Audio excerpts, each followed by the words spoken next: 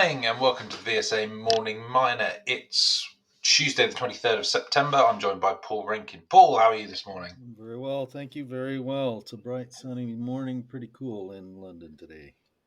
Yep, and gold and silver prices have carried on their charge yesterday. We're now through 3,750 for the gold price, and silver is very close to $44 an ounce, 43.97, I think. 993. So silver looking very much like it's going to test the all-time high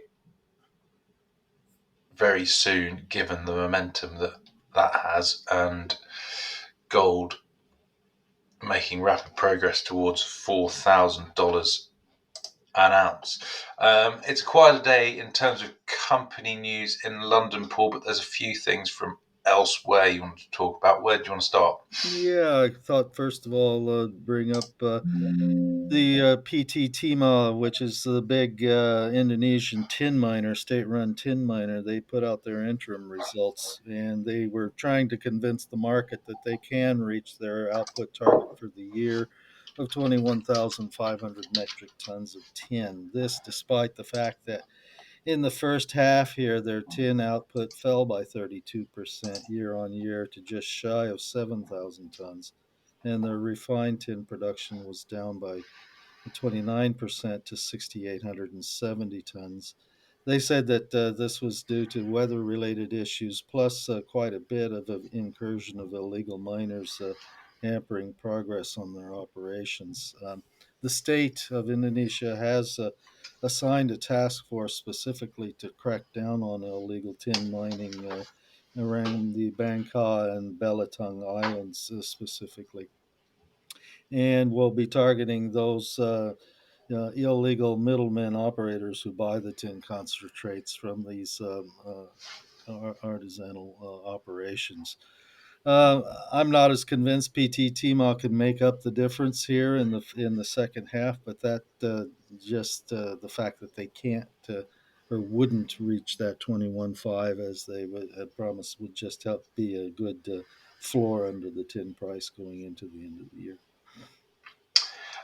Tin price has been one of the top performers of the LME metals. Base metals obviously have been far more muted than precious metals performance this year. And after a pullback in April this year, tin has resumed its steady uptrend up from about just below $30,000 a ton up to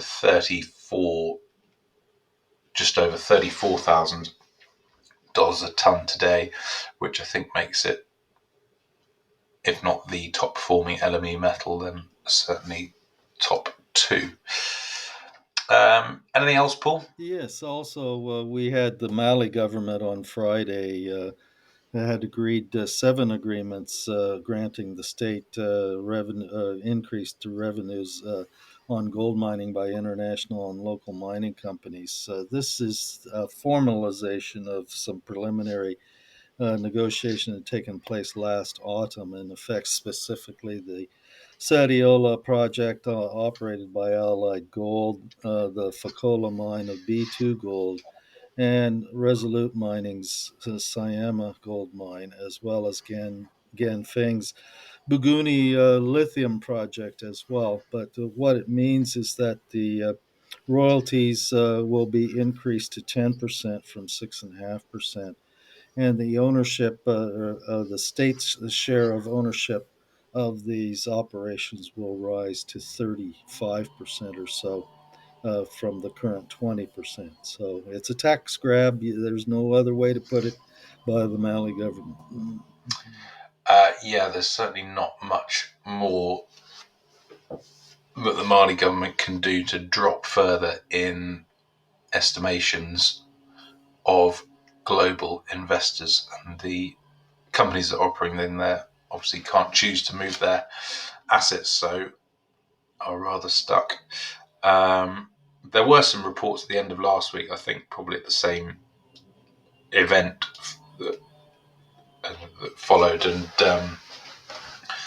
talking about possibly softening the stance of the Mali government to try and encourage some operations to